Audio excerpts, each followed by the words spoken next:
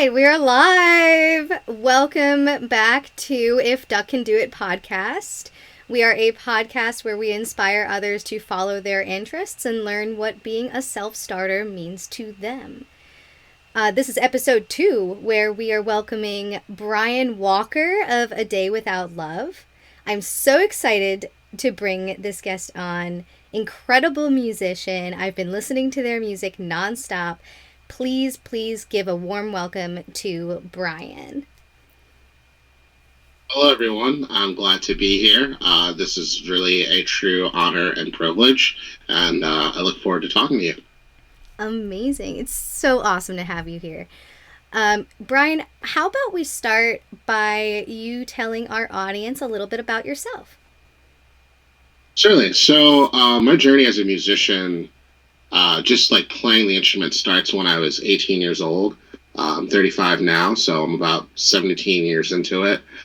In terms of like being a recording and gigging artist, that started when I was 24.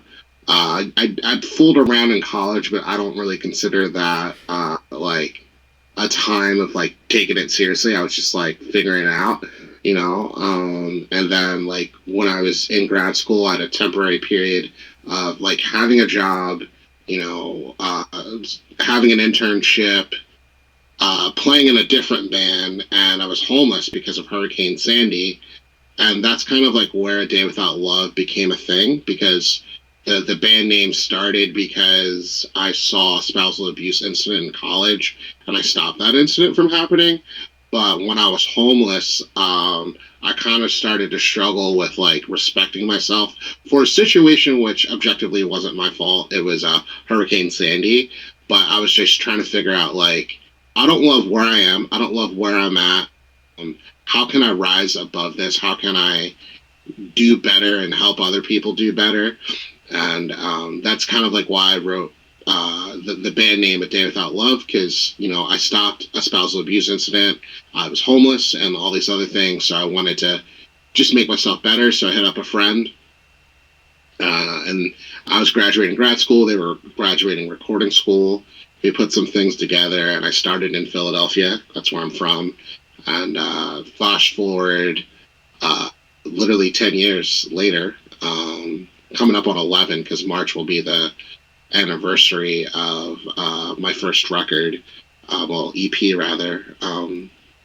I've just become like a full-fledged touring musician. It's not the only thing I do, but, tour musician, sell merch, and all that other fun stuff. Wow.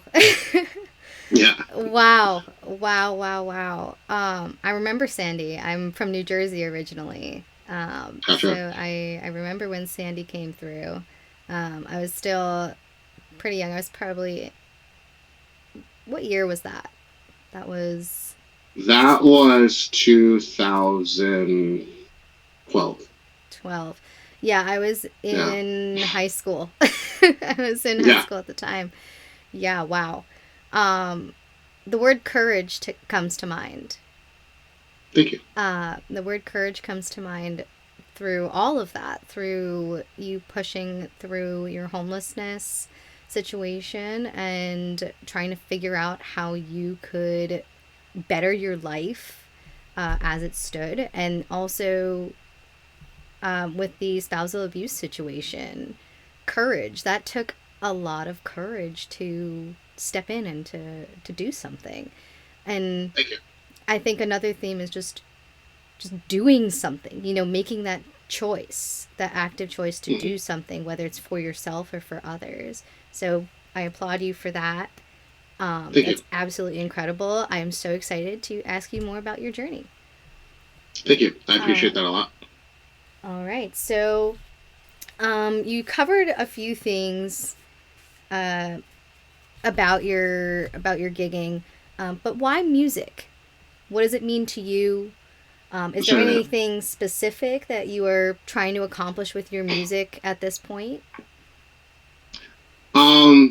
With things that are within my control in terms of like things we're trying to accomplish is I'm trying to finish a catalog of songs that tell a story about how I found my own sense of joy, satisfaction, and peace. And what I mean by that is how I became able to afford a home, get in the relationship, find the friends, find the community, make a difference by giving back, and how I did that musically. And I say that because I'm a musician that doesn't come from wealth. I don't have, the suburban struggle. I have an urban struggle.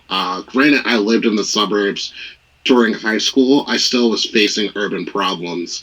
I grew up on a street where only two of us went to college. The rest of us did not. Um, Most people that grew up in the situations I'm in don't get to have a graduate degree or a career. I'm the son of a person who is autistic and has cerebral palsy. My father assaulted my mom. Growing up, I was bullied. Like, I had so many things that I struggled with. So I write these songs to cope with my own sense of reality, but also so that people that look like me or have experienced things like me don't have to. So, like, I don't know how people will react to it. Fortunately, it's brought me here on, if Duck Can Do It podcast and many other podcasts and platforms. But I really want to be able to create a catalog of music that tells people that they could become the thing that they want to be, and they can really find their own truth. Now, on things I can't control, I want to be able to create enough music I could afford health insurance. I want to be able to have a home. Like, I live in an apartment and I'm thankful. I want to be able to have a family, like things like that. I can't be Beyonce rich, nor do I desire to be Beyonce rich, but I do desire sustainability, and I mean that so sincerely. And I do that through touring. I do that through selling T-shirts. I do that through selling records, and the like. So, yeah. Thank you. Thank you for that. Anytime. So, diving deeper into how you got started, specifically, we can talk specifically about A Day Without Love, or if there's events leading up to A Day Without Love that you find important to include, feel free to do that. But what we would like to know is, what resources and people did you rely on when you were starting, and how specifically did you get started? Certainly. So, like, in a pre A Day Without Love world, I was doing a lot of open mics. I didn't really go by A Day Without Love. I had an idea to maybe call myself that, but, like, I was playing coffee shops and open mics for the most part. I would do covers by musicians I liked, i.e., Radiohead, Bright Eyes, Anthony Green, Dallas Green, and the like. So even Dashboard Confessional. So I started up in the MySpace era just playing music in general, right? And when I was in college, I started something called the Penn State Songwriters Club. And in that club, I wanted to I wanted to get people together to create their own bands or get support from their own peers through creativity, collaboration, and community, which are three things I still stand by. So we did things such as, like, charity concerts for kids with cancer, Thon, if you're a Penn Stater, if you know that. We did things like raise money for Haiti when there was an earthquake, or Japan when there was also an earthquake, all sorts of world causes. We also threw all ages shows at one of our club members' houses, and we worked with, like, community promoters. A lot of those shows had bands such as Transit, which I know is from Boston, O Pioneers, Such Gold from upstate New York, Koji from Pennsylvania, and To It Over from Chicago. We booked about 65 shows in 1 year during my senior year, and we also got the locals on that. And during that time, that's just how I got familiar with music, right? And then after that homelessness thing, I would say probably from like 18 to 24, I was just doing things for others. And 24 was kind of the point where I was like, how do I do this for myself, right? Like, how can I make this dream turn into a reality, to share my story of hopes and struggles, and also like motivate myself to do something better, and help others feel bigger about themselves. And I started by just phoning a friend, not to sound like it's a lifeline from How to Be a Millionaire, but who was a producer. And I said, hey, I know you're not like experienced, but can you record me? And then I had a drummer from Songwriters Club who happened to live in Philadelphia. And I said, hey, do you want to drum for me?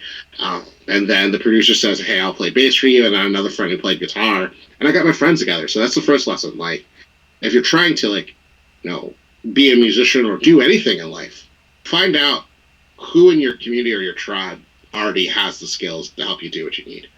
And then I had another friend who was trying to be a music publicist. So they did my PR. And they had a team, and they were starting their own thing. So, like, right off the jump, my first record, Island, I pressed about 150 copies. And in 2 years, I sold them. And it was a long 2 years. But that 2 years, I was gigging a lot, trying to figure out how to gig with a full band, gig by myself, and things like that. I was discovering myself, right?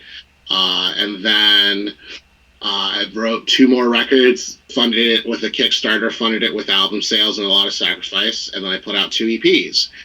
Then I quit drinking, and then after quitting drinking, I wrote another record because my grandfather was dying of lung cancer, and I wanted to write about that. And that's when, like, the tone of my songs went from, like, emo to more folky indie rock. So if you listen to, like, my first 3 projects, like Confessions of the Innocent Mind, Island, and A Day Without Oscar, those songs are objectively emo, right? Altered tunings, twinkles, all that stuff. Then Solace was about finding comfort in my own suffering. It was a rock record. And the prequel to that, which came after that, was Diary. And Diary was self-recorded and intentionally bad mixing because the Diary is unedited. So I wanted to break the rules of a perfect, record. And both those records also launched me to a new level.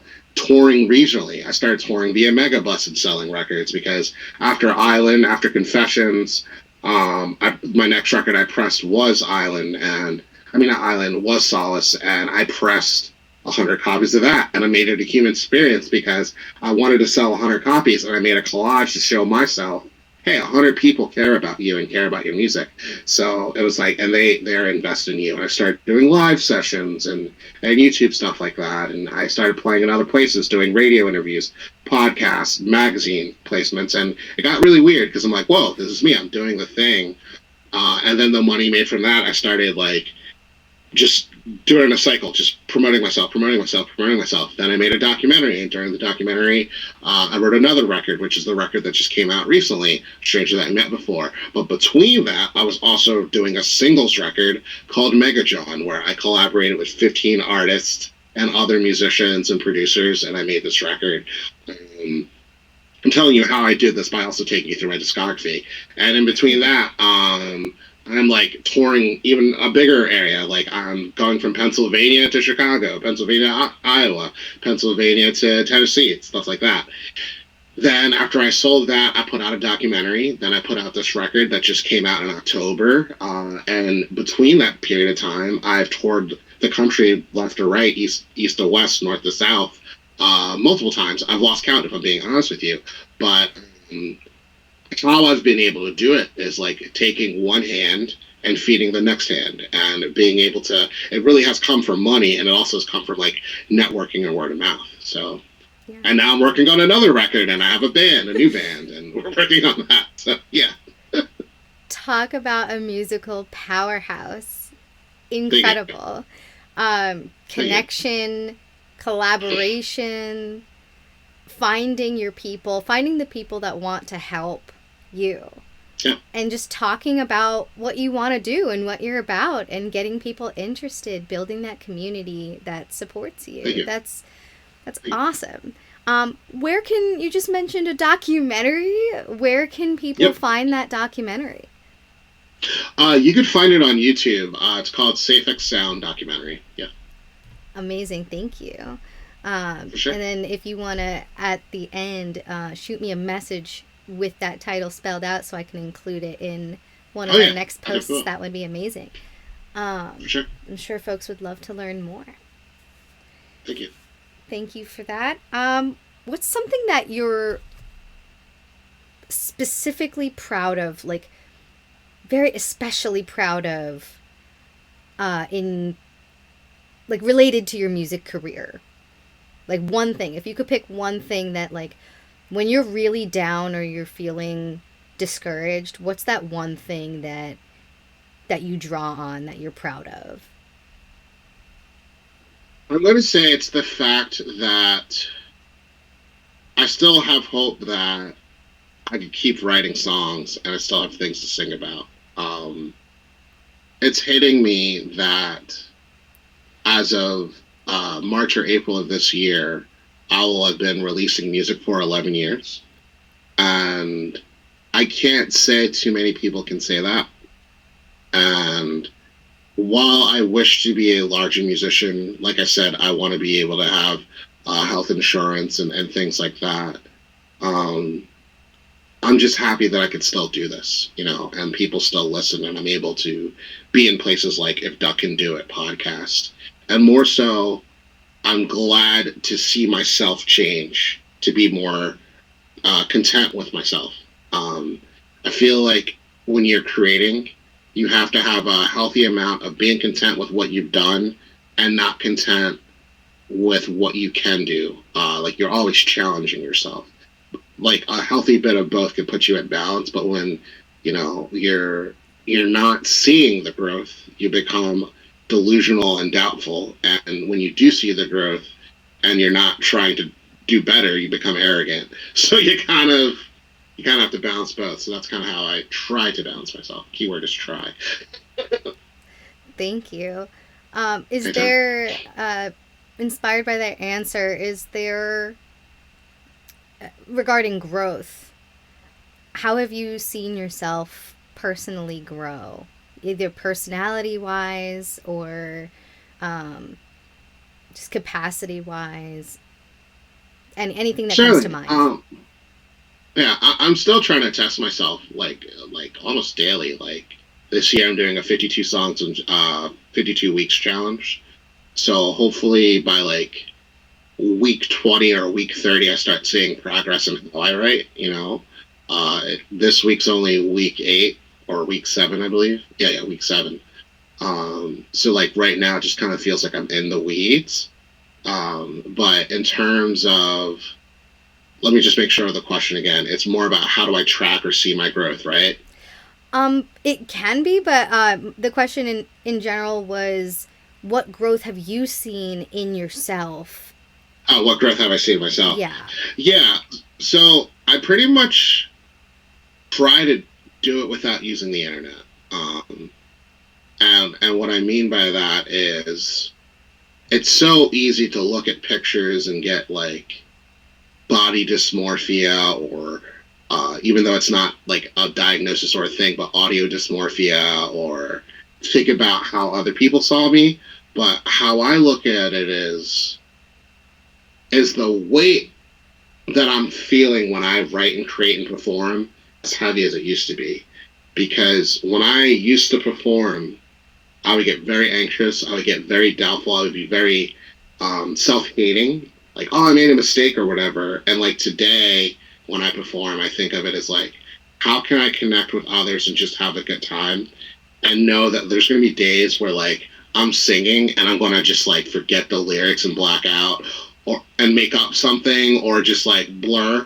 Uh, and that's okay because we're only human. So I think, like, to answer your question, how I see myself growing is really about how well am I loving myself and appreciating that I'm doing, you know, a new song or writing a song or working with others and things like that, as opposed to being so hard on myself. Because for so long I've been, and still am in some ways, very hard on myself. But that's kind of how I do it. Yeah. I felt that Yeah, one. I definitely yeah. felt that one. Loving yourself as Mm. an artist, and Yeah. especially when you're trying to make your art your full-time job. how many folks who have a full-time job could say that they make mistakes on the daily, right? Why do artists hold themselves to such a high standard that they can't make a mistake, right? It's your job. True, true. And I mean, to answer that, I know it was more of a comment. I think it's a lot about comparing yourself to the idea of who you are versus what you actually are. And, when you're doing that, you're kind of threatening yourself to ever see if anything's good. Um, Yeah. and the only way to know if you're writing good songs is to write songs. The only way that you know if other people think your songs are good is to release songs, good or bad. The only way to get good is to be bad. And that last one sounds very silly, but it's true, because those sounds in your head on that go on the paper may not agree with what you're trying to be. And when you keep trying, that's when it starts to flow well. That's why I'm challenging myself this year to do a 52 and 52, because I understand that some of my best ideas have been ideas that happened when life happened, not when I was trying to calculate. Thank you. Thank you for that. Yeah. It actually brings me back to a course that I took at college. It was basically a course in collaboration, but I came out of it with like an 80 something page portfolio of just stuff, of just like little nuggets of stuff that might turn into something, might turn into a project, or it might not, and it'll just sit in my binder for years and years and years until I think I could draw from it. Or it's full of stuff that I've tried and I don't really like right now, but maybe I'll like it 10 years from now and I'll have an idea for it. So I definitely agree with you that not all failures are failures. Not all mistakes are mistakes. They are all learning opportunities or just plain opportunities for the future. I wholeheartedly agree with you. So thank you for that.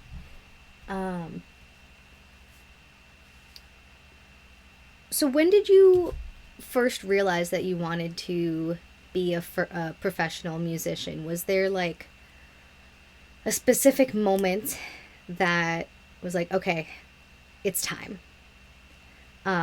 Or have you always wanted to be a musician since like you were little? So I think it's a mixture of both. I think in terms of like my path as a child, a lot of things didn't make sense, but now it's starting to make sense as at the age I am now.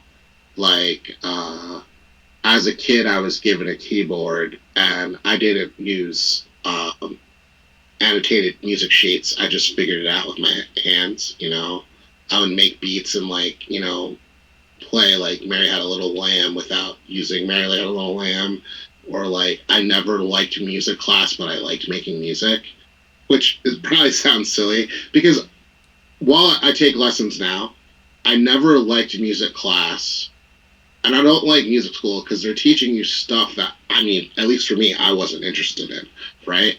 But I didn't know at the time that was like a blueprint for being a progressive, radical, punk and alternative musician.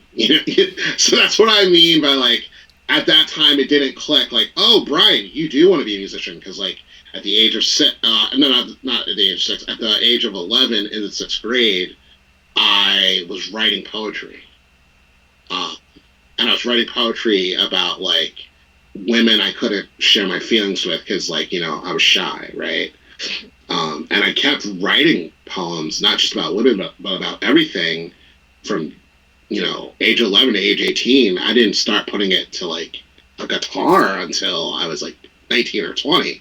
But keep in mind, all of that writing was practice for me being a musician. But I didn't have the awareness, like, this is what I want to be, In high school, a lot of people that I surrounded myself with were people that played around with music, but I didn't realize that those were people that were more hobbyists. I just thought, hey, that's cool that you do that. I'm doing martial arts because I did martial arts before I got into music. But again, that influence, that surrounding, like, well, I was raised with my grandparents, and all my grandfather's brothers, including himself, played guitar. So I didn't even realize like this is in my family too. My uncle's a hip hop DJ and producer. So it was like all of those like things in my life, but it didn't click like, hey, this is what I want to do. But in terms of how did I know that I wanted to be like a source of income? Because like I don't, again, like I'm hard on myself, and this is just an honest flaw. I don't think I'll ever say that like I'm a full time musician until it's the only thing I do, and I do like 7 things, so it's just one of the things I do, but it's not a hobby. If that makes any sense. um, but like I think I started to think of it as like a job when I started pressing records and booking shows on a regular basis. But I started seeing myself as a musician when the idea of recording started happening. Like it started as first as like, hey, I'm writing songs. These are my feelings. I'm at an open mic. Then I was like, oh, people are singing along with this. And then it got to, hey, could I put this on like GarageBand or Logic or like all the recording tools? Then friends were asking me to record music for their senior year project, right? And I was like, sure, not thinking anything of it. And then it was just like one thing, and then it's like now, wow, I'm a musician. So Thank you. Out of pure curiosity, what are the other things that you do to supplement your work as a musician? certainly. So I run a podcast called Dreams Not Memes. It's been inactive, and I'm going to launch it starting this week, like relaunch it. So I've done 329 or 39 episodes. And Wow. I started it in 20. Yeah, I started in 2019, and the goal is to interview 1,000 people from all around the world about their job experiences and why do they do what they do. So I did that about 339 times. I'm gonna keep on doing it for another 669 times, and then I'll have that podcast. And I make some passive income on that. Like I said, music and merch. I also have a day job working in the tech industry, currently unemployed, but I'm interviewing. I also have a poetry book that's on my band site, and I also have an actual book that I wrote when I was 16, and I get some supplements on that. I also do freelance consulting for creatives and solopreneurs on like how to market research and find what like they enjoy in their market and things like that, or like just like process workflows and stuff like that. Nerdy stuff. Um, and I also do a lot of session playing. So I am like a musician for hire for like people's records. So yeah, That's so cool. It sounds like you've thank you. taken a lot of the skills that you've accumulated and found so many ways to monetize them or have them start feeding you in different ways and how to give back to others using those skills. That's really Thank awesome. you. You have quite the Thank you. collection. Thank you. Is there anything you wish you could change right now regarding business, lifestyle, workflow, efficiency, or work life balance?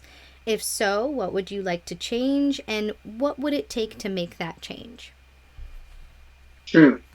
So I think the first thing is like I wish I had enough to have like an assistant, or someone that could ethically work under me. And what I mean by that is like I would love to have a publicist, but publicists typically run $3,000 to $8,000 a month. Don't have that money. I would love to have a manager that works on a percentage of what I do, but make sure that those things that I do are actually generating income, as opposed to saying I'm the manager and all you do is work on my streams. I'd rather create like activities that make money than streams because I could care less about streams. So like that, I just wish like I have help and I have support, but I do need more. That's just an honest fact.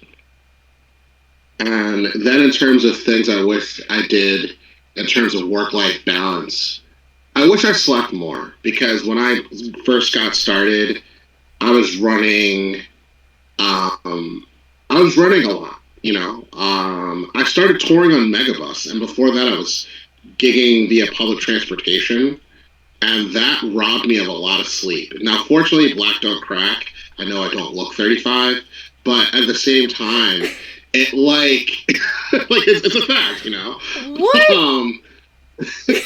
You don't hear that statement? No. I'm just shocked that you're 35. See, exactly. It's I just sometimes wish I took care of myself more, and like I'm doing that now.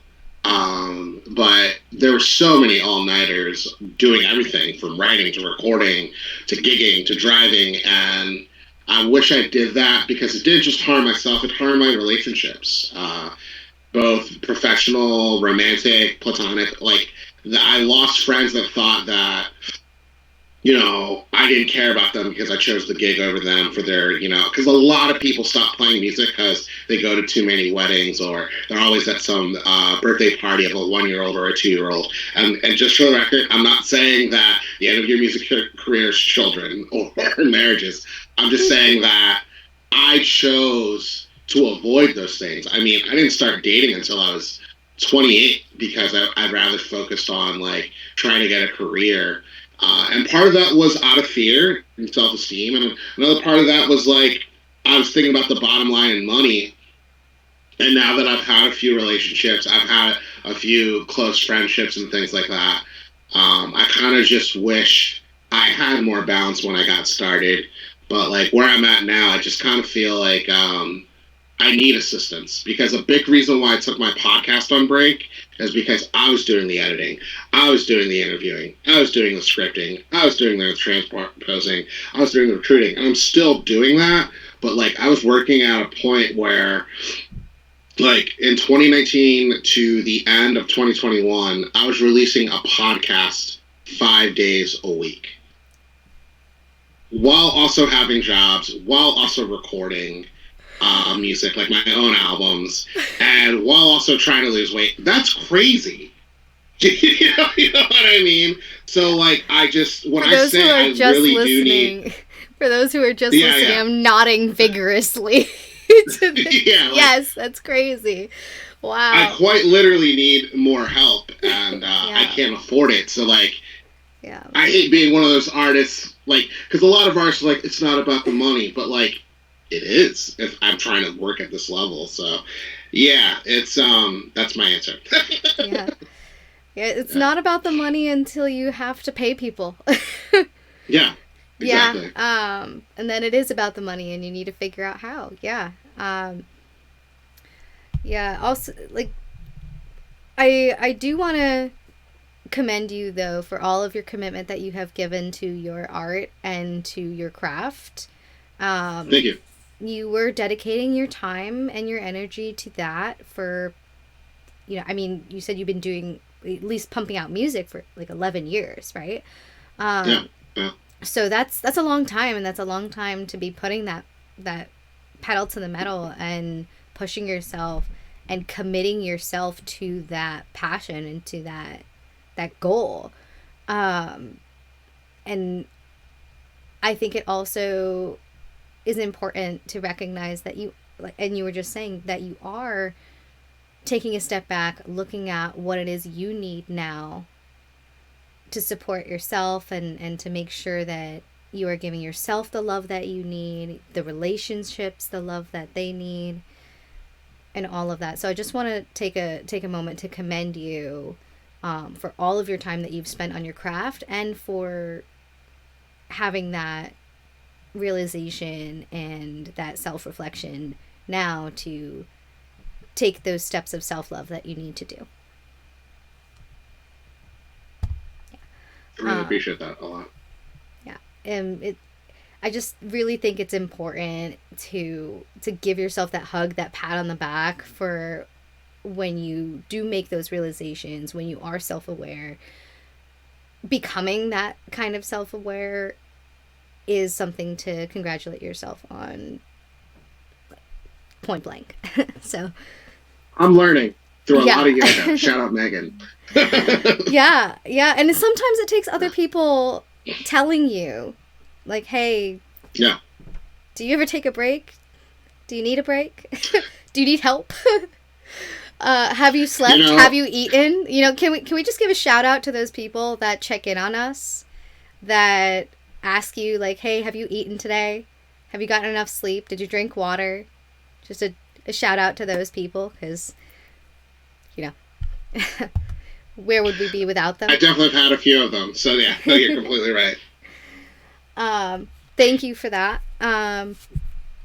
Okay, now a little more nitty gritty. Can you tell everybody about either a mistake or a pitfall that you've run into or have made in the timeline of your career? Let's just say, like, in the past 11 years that you've been pumping out music. What's one like mistake or pitfall that you've fallen into? It can be one mistake, or it could be like a pitfall that you keep repeatedly falling into. But specifically, what happened? How did you handle it? And what did you learn? Certainly. There's so many. Like this could be a podcast episode in itself. But I think the common thread for me is trying to balance the difference between being a fatalist and a nihilist, and also balancing trying to not expect too much or too little of others. Um, Often I get this fear that I'm never going to be seen, or no one's ever going to buy my record, or no one's going to listen to me. That's where the nihilism comes in. Um, and that lasted for so long until I saw the number. And that probably makes me sound so weak, but it's true. Like, because I envied the people that wrote one song or a song with extremely minimal effort, where like they would say something like, um, I opened the book and then I closed it. And then they made it melodic. And like the song would go something along the lines of, hard back, soft back, got a nice back, open up the book and read it, like, and the next thing you know, that blows up, right? And I used to envy that. I just made that up, right? Now, that song from a few months ago, If I Was a Fish, I learn it, I see why it worked, and I move on. So that's where like the fatalist part comes in, and a little arrogance is in there, because like I'm thinking, well, isn't caffeine worth hearing? Car needs gasoline and I need caffeine. Like, wasn't that clever enough? And I have to remember that it's not about how if it's enough for other people. It's about if it's enough for you. That's why I continue to put out that song. But in the past, like when I wrote "Lost Children" as a child, I'm not as a child, but in my earlier 20s, and I was like, well, that's a song about me feeling abandoned by my own family. Don't people want to hear that? Some people don't want to hear that. You know what I mean? And I can't judge myself for the fact that I've written songs that the masses don't want to hear, but that song's for someone, because the reality is there's a song for everyone. And then on expectations, I think it didn't take until I started touring constantly that your shows are going to be both big and small. Like my last show was in New Hampshire, and I played to like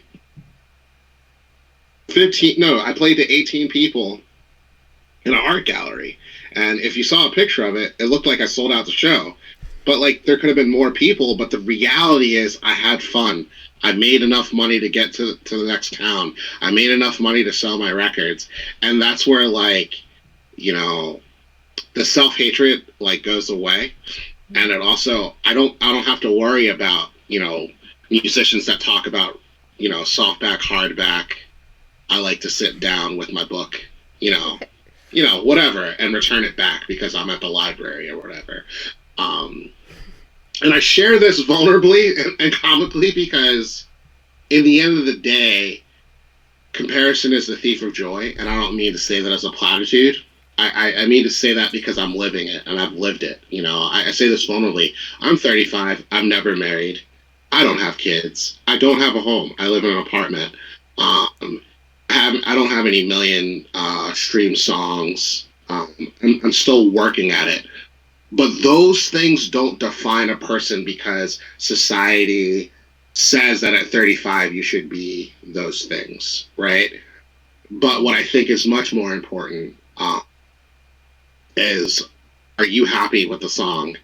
Are your bandmates happy? Are the people creating with you having fun? Are you having fun? Are you saying what you intend to say?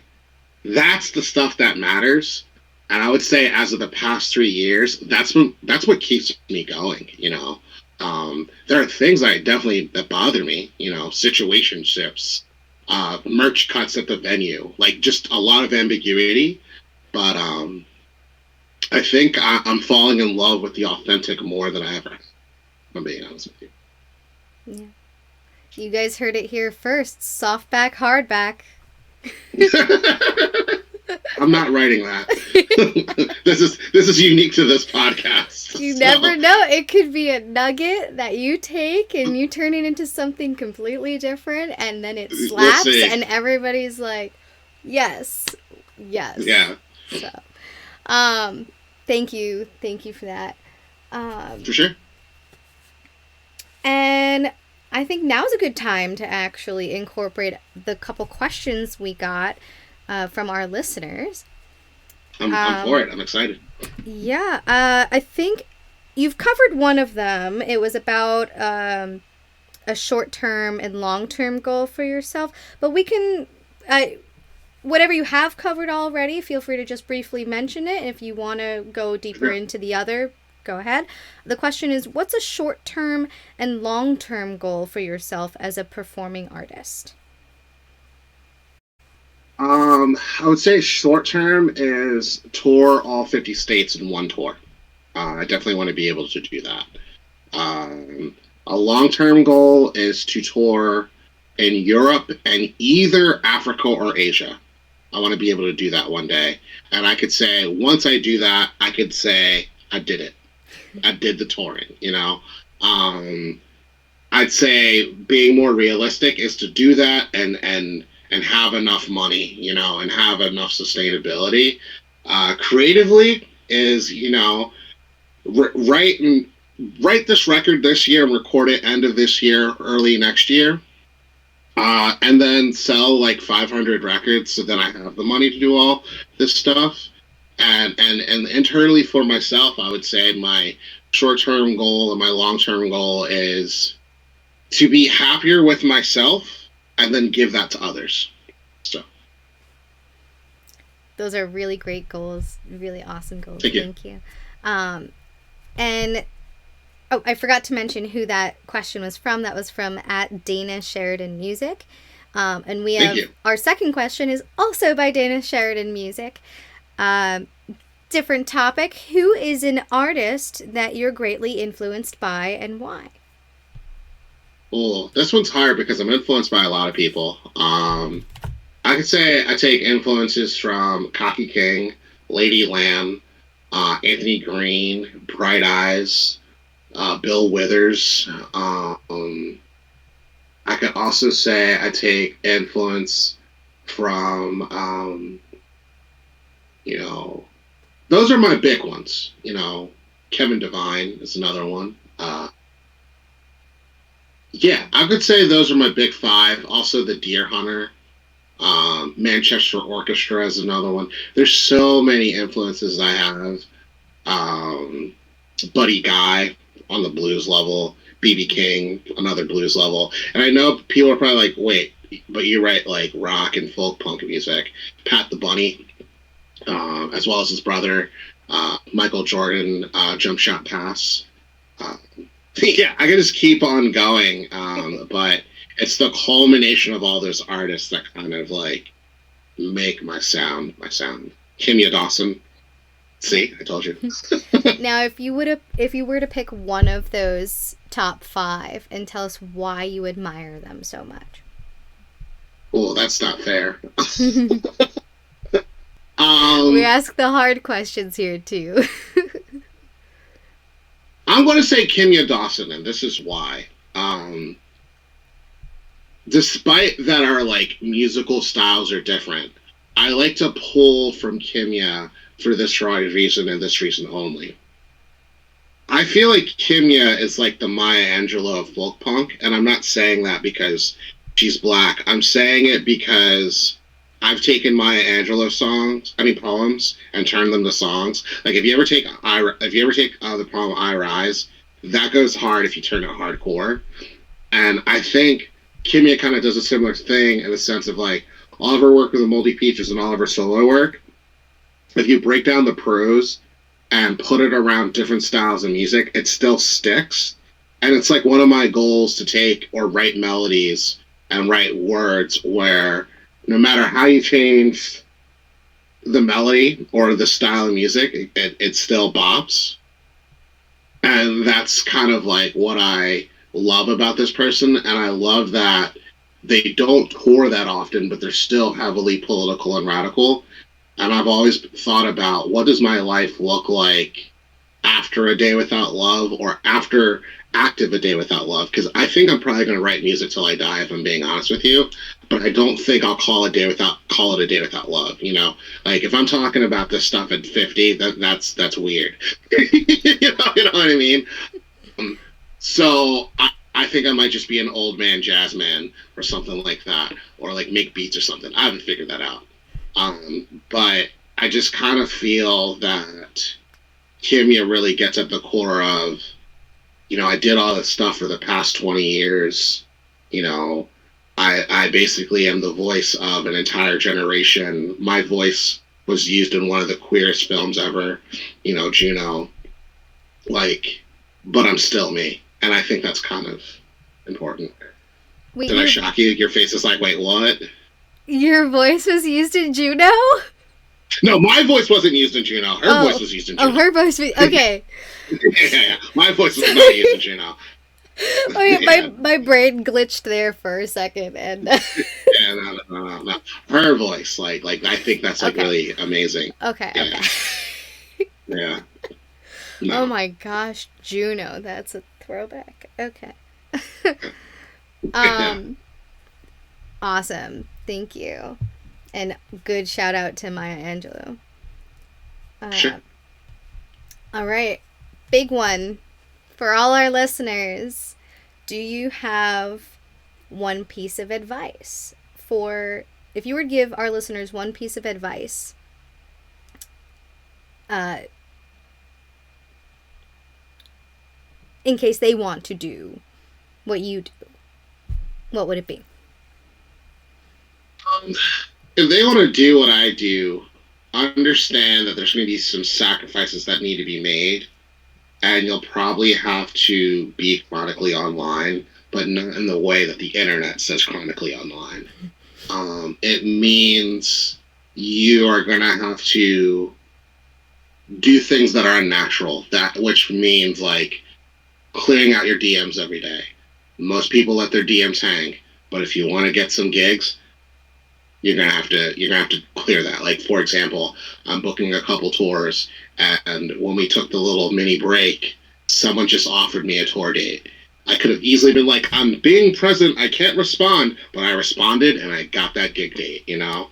So, like, the point is, like, you kind of have to take this sacrifice where be present and pay attention to like the people you talk to, but also be aware that like much like your 9-to-5 job, music can be a job in the sense that there's someone that's always talking to you, and learn to filter, because some people's intentions aren't authentic and some people's intentions are really to help you grow and move on to the next town, the next gig, and things like that.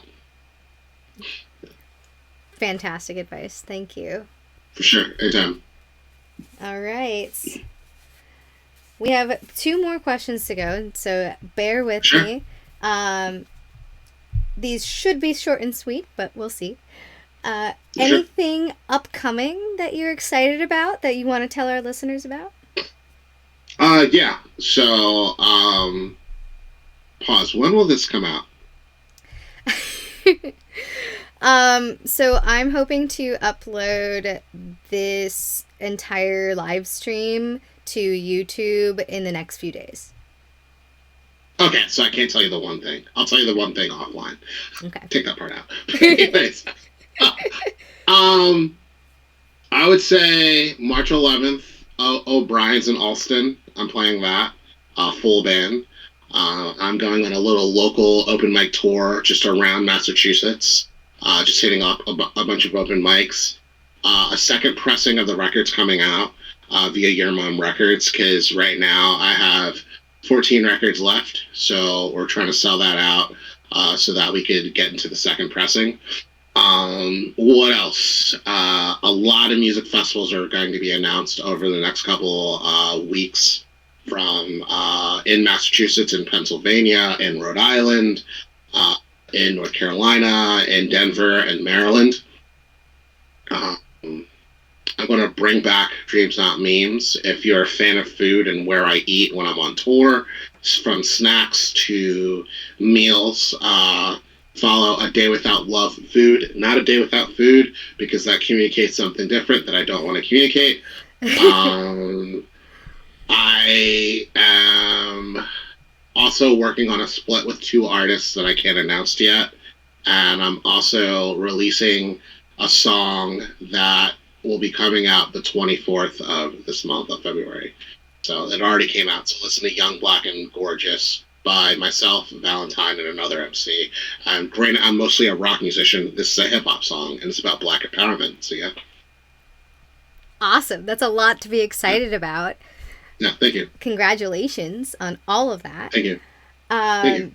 And now I'm just going to open the floor up to you. If you have any other outstanding announcements you would like to make, or if you want to, tell folks where they can best contact you, find your music, book a gig with you, I'll leave the floor to you. You can go ahead and do your spiel.